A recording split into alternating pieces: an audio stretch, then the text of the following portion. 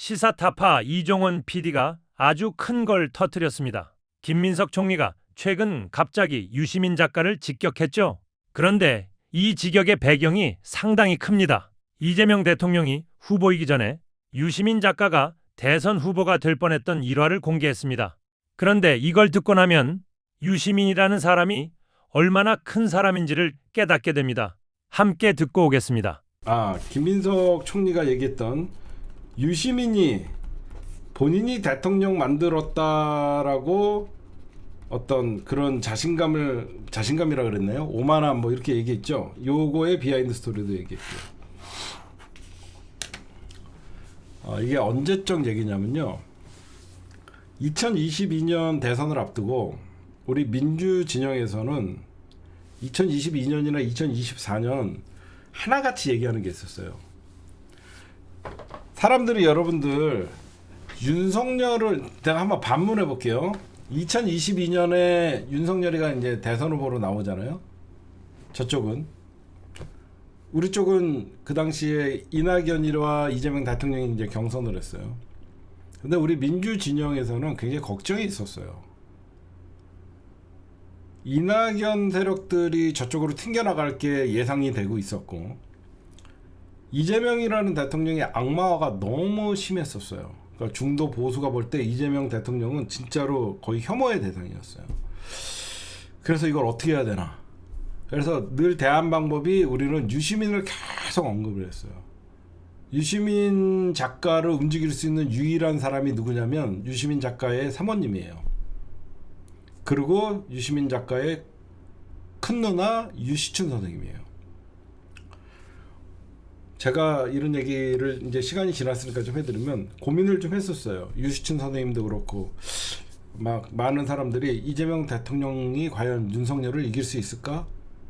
걱정들을 많이 했어요. 거기에 이낙연은 떨어져 나가고. 그때 유시민이 딱 얘기를 합니다. 나보다 이재명이 더 유능하다. 나보다 이재명이 더 유능하다. 그리고 제가 하나 말씀드릴게요. 제가 그 당시에 2022년 대선을 앞두고 제가 이재명 대통령과 2021년도에 어디서 만나요. 2021년도에 어디 경기도 공간에서 만났어요. 그 당시에 경기도 공간에서 소주를 한잔 마셨어요. 공간 근처에서 소주를 한잔 마셨는데 그때 제가 이재명 대통령에게 부탁을 했어요. 혹시나 유시민 장관이 대선에 출마하신다 그러면 이재명 지금 지사님은 이번에 대선을 나오시면 안 됩니다. 제가 왜 그랬냐? 이재명 그 당시에 경기도지사가 찌릿하는 저 문파 새끼들의 공격이 너무 심해져 갖고 쟤네들은 우리가 날릴 수 있지만 유시민과 이재명이 붙으면 민주당의 전통적 지지자와 이재명이 붙게 되면 저는 이재명 대통령이 더 큰 상처를 입을 거라고 생각했어요. 이재명 대통령이 더 큰 상처를 입을 거라고 생각했어요. 무슨 말인지 아시겠죠? 이낙연 대 이재명의 싸움은 민주당의 전통 지지층이 이재명을 밀 수가 있지만 유시민과 이재명의 싸움은 결국 민주당 전통적 지지층들과 송가역의 싸움이 돼요. 그러면 이재명은 더 상처를 입어요. 유시민도 상처를 입고요. 무슨 말씀인지 아시겠죠? 그래서 제가 이재명 대통령에게 면전에다 대고 저는 제가 그때 이재명 대통령 되게 좋아하고 그랬을 때 그래서 사람들은 뭐 내가 이재명 대통령 욕했다라고 하는데 그 당시에 옆에 김용도 서 있고 그랬어요. 비서들이. 제가 이재명 대통령에게 그렇게 되면 더 악마화가 됩니다. 왜 그러면 선거는 붙게 되면 서로 지지자들이 싸우거든요. 근데 이재명 대통령이 그때 뭐라고 하셨냐면 자기는 그러니까 나는 이재명 대통령을 되게 높게 평가했던 게 대통령에 연연하지 않으시더라고. 본인은 경기도지사 한 번 더 나갈 마음이 있다라고. 유시민 작가가 출마한다 그러면 자기는 경기도지사 나갈 마음이 있다라고 이렇게 말씀하시더라고요. 저는 그때 유시민을 응원하기 위해서 이재명 대통령을 말리려고 한 게 아니라 워낙 이재명이라는 대통령을 악마화시키는데 이 코어 지지층과 송가역이 붙으면 더 큰 싸움이 날까 하면 다음 기회가 이재명 대통령이 없을까 봐 했는데 다행히 유시민 작가가 나보다 이재명이 더 뛰어나다라고 하면서 사실상 이재명 대통령을 밀어줬어요. 그때 여러분들 이낙연이 아니라 유시민이 만약에 민주당의 대선 후보로 나왔으면 이재명 대통령도 쉽게 유시민을 이길 수 없었을 거예요. 제가 보면. 그래서 김민석 총리가 얘기하는 것은 본인이 양보해서 이재명 대통령이 됐다라고 그 얘기하는 거냐, 그 의미가 포함되어 있는 거예요. 그리고 2024년도 여러분들 어떤 일이 있었죠? 갑자기 조이대가 여러분들 파기환송, 유죄 취지의 파기환송을 한 다음에 민주당이 대선 후보 등록을 하고 나서 저것들이 유죄를 때려버리면 민주당은 대선 후보를 못 낼 수도 있다라는 위기감이 있던 거 기억나세요? 무슨 기억나세요, 여러분들? 2024년 얼마나 긴박했는지 그 당시에 조이대가 파기환송을 해갖고 대선 전에 민주당이 후보는 등록을 했는데 저것들이 공직선거법을 유죄를 때려버리면 민주당은 후보를 낼 수 없는 상황이었어요. 그때 우리가 또 무슨 생각을 했냐? 야, 이거 보험이라도 유시민 등록해놔야 되는 거 아니야? 이거 보험이라도 유시민이 등록해놔야 되는 거 아니야? 그런 생각들이 나왔는데 단호하게 우리는 헤쳐나갈 수 있었어요. 그 다음에 또 하나 말씀드릴게요. 이런 거 어떻게 아냐고요? 저는 그 당시에 다 알고 있었죠. 그 다음에 그러면 사람들이 물어봐요. 언제부터 문조털레유 이렇게 하면서 문조털이 시작이었죠. 왜 이렇게 시작됐냐? 이 공격은 언제 가장 심하게 시작되냐면 2022년 2022년에 시작돼요. 사람들이 잘 몰라요, 시기를. 왜 2022년에 갑자기 문조털이라고 하면서 이 공격이 본격적으로 되냐면 이 시작이 송가혁이 했어요. 송가혁이 왜 문조털이라는 공격을 처음에 시작하냐면 대선 패배의 책임을 문재인에게 떠넘겼어요. 이제 까놓고 얘기할게요. 대선은 분명히 이재명 대통령이 0.73으로 졌는데 이재명 대통령에게 책임이 돌아가면 이재명은 다음이 없었어요. 왜? 민주당이 주류가 아니었기 때문에. 여러분들 제가 이제 다 알려드릴게요. 무슨 말씀인지 아시겠죠? 2022년 대선 때 민주당은 그 이낙연계와 친문이 결합되어 있는 친노 친문이 최대 개파였어요. 최대 개파였기 때문에 사실상 얘네들이 2022년 이재명 대통령이 대선을 패배하면서 이재명에게 또 기회가 갈 가능성은 없었다라고 생각을 했던 거예요. 무슨 말씀인지 아시겠죠? 문재인은 2012년 대선에 졌지만 민주당의 주류였어요. 친노 친문이 주류였기 때문에 문재인은 자연스럽게 다시 다음이라는, 그때는 문재인의 결정에 따르는 거였지, 이때는 이재명은 대선 패배와 함께 그 책임을 지고 정계 은퇴의 수순으로 갈 뻔한 위기가 있었어요. 그때 대선 끝나자마자 이제 문조털이라는 공격이 막 시작돼요. 문재인 악마화가 그때 처음 막 시작돼요. 왜? 문재인 너 때문에 졌어. 너 때문에 졌어. 지금 생각이 들으면 그쵸? 문재인 너 때문에 졌어. 그러면서 사람들이 대선 패의 책임이 이재명이라는 말이 없어져요. 아니, 이재명 대통령도 대선 패배는 본인이 부족해서 졌다. 본인도 책임은 있잖아요. 근데 이 모든 책임이 문재인으로 갔던 거예요. 그래서 사람들이 문재인에 대한 이제 일반 민주당 코어 지지층이 흔들렸어요, 그때. 여러분 잘 생각해 보시면 지금이야 문재인 대통령에게 여러분들 미안한 마음이 있고 그리운 마음이 있지, 그 당시에 워낙 저 송가혁들의 공격이 잔인했어요. 송가혁이 어떤 놈들이냐, 쟤네들은 극좌에 있던 경기 동부연합을 중심으로 파생됐던 그 민주당에 들어오지 않는 외곽 조직이었어요. 이 송가혁들이 왜 얘네들은 폭력과 조롱과 굉장히 폭력적인 언어, 굉장히 조롱 이런 것들에 능수능란한 자들이에요. SNS에서 싸움할 때 1회보다 더 센 화력을 지내요. 상대방을 조롱하고 모욕하고 그런 것들에, 그러니까 이 SNS 상의 폭력적인 거는 1배를 능가하는, 그래서 손가락 혁명군이라고 했던 송가혁이었어요. 엄청난 화력을 가지고 있어요. 이 화력이 이재명 대통령이 대선 패배에 책임을 지고 정계 은퇴를 요구하는 그 당시에 친문 세력들이 있었어요. 지금 다 얘기해 줄게. 친문 세력들이 있었어요. 그거를 의식해서 바로 대선 패배의 책임을 문재인으로 가요. 그때부터 문죄인, 그게 일베들만 썼던 언어가 아니에요. 저도 여러분 처음에 그 일베 국힘당 지지자들한테 문죄인 뭐 그러면서 문재인이가 윤석열이를 중앙지검 만들고 누가 검찰총장 시켰냐 막 그러면서 모든 책임이 이쪽으로 다 가요. 그때 거기에 조국 너 때문에 검찰 개혁도 괜히 실패해갖고 그 당시에 추미애 조국 니들이 윤석열을 띄워준 거 아니냐라면서 싸잡아서 같이 욕을 먹어요. 거기 뒤에는 김어준이라는 이쪽에 어떤 그 지지층을 리더하는 그 스피커가 있다. 그러면서 문조털이라고 하면서 막 비판했던 거예요. 이게 진짜 정설이에요. 근데 여러분들 제가 하나만 물어봅시다. 2022년 대선 패배 내가 솔직하게 얘기할게요. 가장 쉬운 상대가 윤석열이었습니다. 이 말 반박 못할 거예요. 2022년 대선에 홍준표가 나왔다 그러면 0.73이 아니라 더 크게 졌어요. 그렇지 않아요? 저는 그 당시에 쟤네들은 윤석열이 대통령이 당선이 돼서 원망을 하면서 문재인을 악마화시켰지만 우리가 냉정하게 보면 국힘당에서 가장 약한 후보가 윤석열이었어요.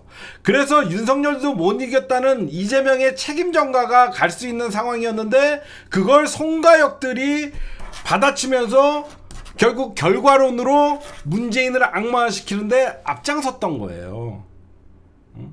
이제 여러분들 그 악마화의 시작을 사람들이 자꾸 연도를 잘 모르는데 2022년 대선 패배 직전부터 문재인 악마화가 시작되면서 제가 뭐라 그랬죠? 윤석열 정부 3년 내내 문재인이 윤석열과 한패다. 그러니까 노골적인 송가혁들의 SNS 공격, 폭력성, 조롱성 그런 것들이 끊임없이 일어났던 거예요.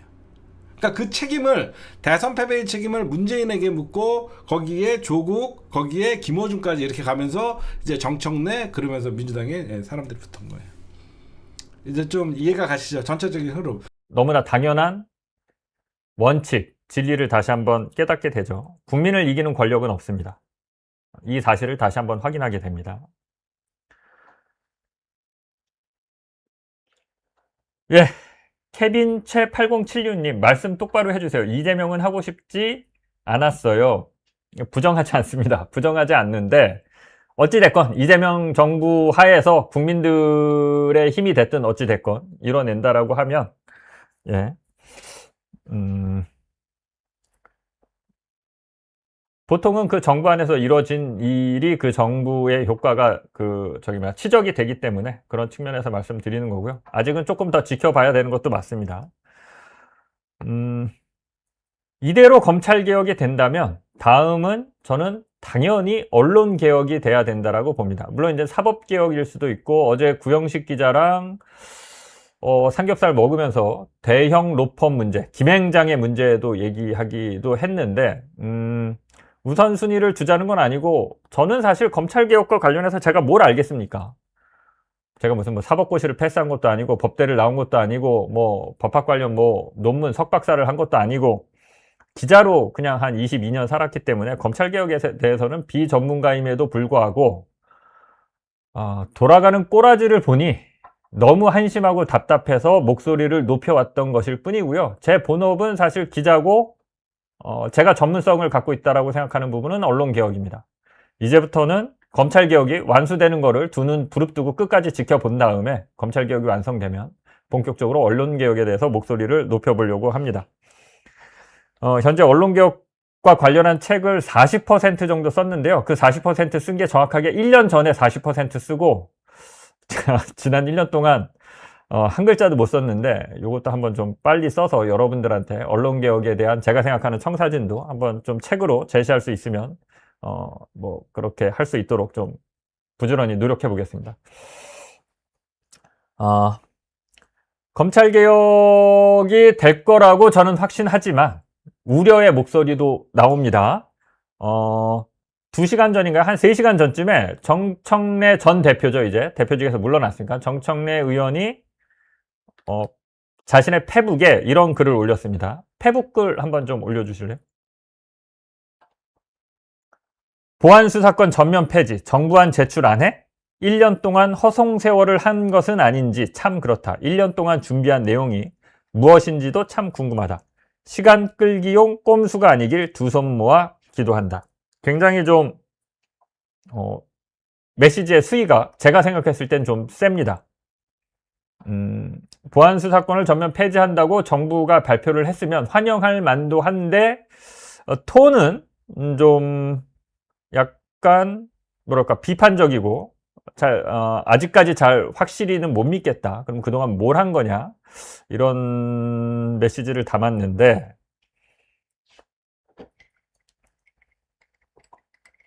일단 뭐 김민석 총리랑 정청래 전 대표는 8월 전당대회를 앞두고 이제 당대표에 도전하는 경쟁자이기 때문에 견제하는 측면에서 이런 메시지를 쓴 거다. 이렇게 정치적으로 해석할 수도 있는데 저는 뭐 그건 관심 없습니다. 저는 그건 관심 없고 이 우려가 당연히 나올 수 있죠. 일단 첫 번째, 정부가 책임지고 안을 만들겠다라고 해서 원래 입법권은 국회가 주도적으로 하는 건데 그걸 뺏어서 가져가서 총리실에 TF팀을 만들어 놓고 그동안 쿵짝쿵짝 오랜 시간 했습니다. 보안수사권 폐지한다 라고 발표했는데 정부안은 없다라는 겁니다. 정부안은 따로 내지 않겠다. 그냥 보안수사권 폐지한다는 입장이다. 그렇게 브리핑한 거는 환영할 만하지만 정부안은 없고 그냥 나 보안수사권 폐지 이렇게 본다면 약간 좀 허망하죠? 그럼 그동안 뭐 한 거야? 정부안 만든 거 없어? 왜 내놓지도 않아? 깔끔하게 보안수사권이 폐지된 정부안을 내놓으면 국회에서 논의해서 통과시키는 게 훨씬 쉽겠죠. 정부안 자체가 없는 상황에서는 국회에서 형사소송법을 처음부터 다시 만들어야 하는데 시간 끌기용 꼼수가 아니길이라고 했을 때 이제 그런 의혹이 나오는 지점이 바로 이거죠. 보안수사권 폐지한다며 정부안은 없어. 이제 국회가 알아서 해. 난 몰라. 우린 손 털고 우린 책임 면피. 이런 느낌도 사실 비판적으로 보자면 그렇게 볼 수 있습니다. 두 번째 또 우려되는 부분은 국회 상황입니다. 지금 민주당이 리더십이 없습니다. 정청래 당대표가 대표직에서 물러났죠. 그러면 이거를 리더십을 갖고 보안수사권 폐지하는 형사소송법을 최대한 빨리 통과시키자라고 누가 총대 메고 끌고 갈 겁니까? 이 리더십이 부자이기 때문에 과연 속도가 날까? 전당대회 전에 7월 안에 보안수사권이 폐지된 형사소송법이 통과가 될까? 일단 요 의구심이 하나 있고요. 또 안 좋은 게 지금 원 구성을 새로 해야 되는 입장이죠. 그러니까 아마 지금 법사위 위원들 말고 원이 새로 구성되면, 법사위가 새로 구성되면 새로 구성된 법사위에서 논의하자 이런 얘기가 당연히 나올 수밖에 없는 상황이죠. 지금 이제 다 어느 상임위를 옮겨가기 위해서 지금 의원들이 열심히 뭐 가고 싶은 상임위 지원도 하고 전 거기 가기 싫어요 지금 뭐 이러고 있는 상황입니다.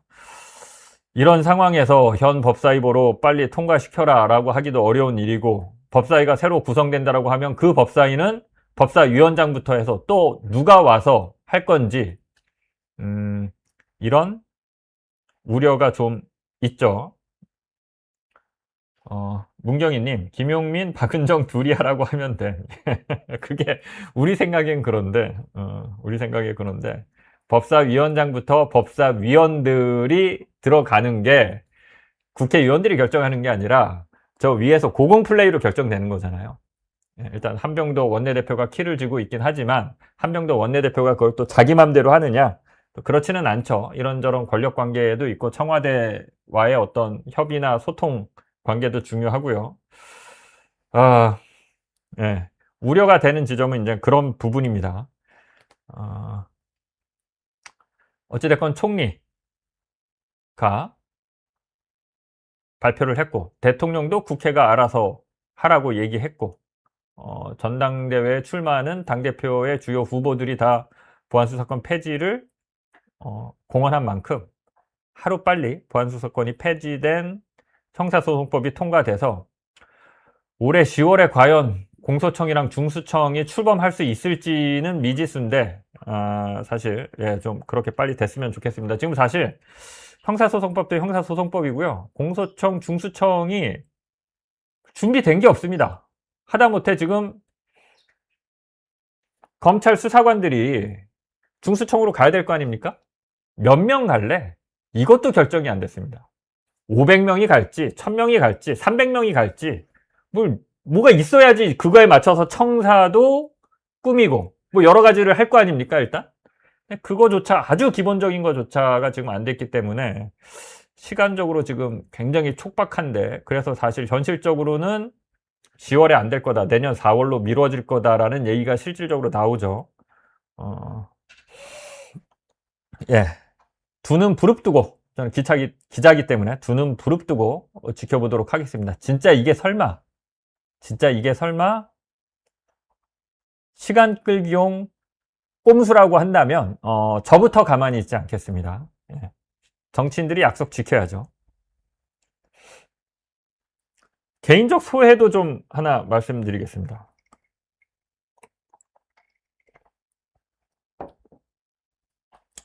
뮤즈님, 법사위원장은 전현희 유력이라는데 뭐 저는 모르겠습니다. 다만 이 말씀을 하셨으니까 한마디 첨언을 하자면,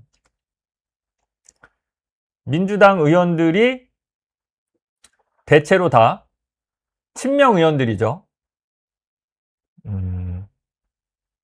대통령은 국회가 알아서 하라고 했습니다. 자기는 이제 보안수사권 조금 남겨놨으면 좋겠다라는 의지를 피력했지만, 국회가 알아서 해라. 국회가 알아서 하라는 얘기를 보안수사권 폐지가 아니라 보안수사권을 존치해야지, 남겨둬야지 라고 다수의 민주당 의원이 그렇게 생각하고 밀어붙이면 안 될 수도 있죠. 사실은. 예. 그런 일은 없어야겠죠. 그런 일이 없도록 기자로서 두 눈 똑바로 뜨고 지켜보겠습니다. 정말 그런 일은 없었으면 좋겠습니다. 정말 그러면 크게 역풍 받을 겁니다. 민주당은.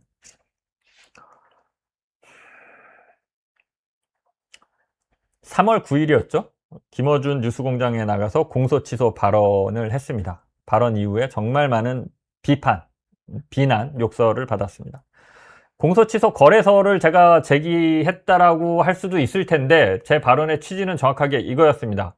정부 고위 관계자가 여러 명의 고위 검사들에게, 다수의 고위 검사들에게 공소 취소를 좀 하는 게 어떻겠냐, 공소 취소를 좀 해줘라 라는 메시지를 전달받은 검사들은 우리랑 딜하자는 거야? 이렇게 받아들이고 있다. 여기까지가 팩트다. 그 다음에 해석을 달았습니다. 해석은 요거는 이제 누군가의 해석이 담긴 내용일 수 있으니까 걸러 들으셔라 하면서 얘기했던 게,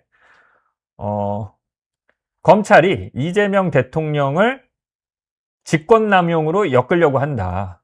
이 공소취소를 하라는 메시지도 이것도 직권남용 대상이라고 보고 그런 어떤 계략 모략을 하고 있다.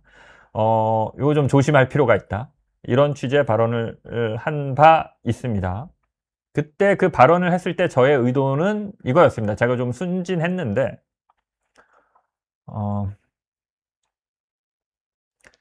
처음에 제보라고 해야 될까요? 취재가 됐을 때, 아니 그럼 정부 고위 관계자가 잘못된 공소 취소하라고 검사들한테 얘기도 못해? 이게 사실 진짜 제 첫 반응이었습니다. 그래서 그걸 뭉갰습니다. 한 달 이상을 뭉갰습니다. 그 정보는 계속 받았지만, 그러다가 계속 이거 문제 있다 이런 얘기를 좀 듣고 법률 전문가들한테 좀 확인을 해봤습니다. 이거 공소 취소 발언이, 공소 취소를 좀, 잘못된 공소에 대해서는 너희들이 좀 알아서 취소해야 되는 거 아니냐, 이런 얘기를 만약에 했다라고 하면 이게 진짜 직권남용이 성립하느냐, 법률 전문가들한테 물어봤더니 다수의 법률 전문가들이 다 직권남용이 깔끔하게 딱 떨어지게 성립한다 라고, 제 취재에 따르면 그렇게 복수의 변호사들로부터 답을 받았습니다. 그러면 이거 문제가 좀 될 수 있겠다라고 해서, 사실 김어준 뉴스공장에서 그 발언을 했던 이유는 정부 측에서 검찰 쪽에 공소 취소를 좀 해주는 게 어떠냐라는 메시지를 보내는데, 이거 좀 조심할 필요가 있겠다. 왜냐? 검찰들은 이걸 갖고 되치기를 하려고, 정부 관계자와 나아가서는 이재명 대통령까지 직권남용으로 이걸 엮으려고 모략을 꾸미고 있고 증거 수집도 한다라는 취재를 했기 때문에 이거 좀 조심할 필요가 있겠다.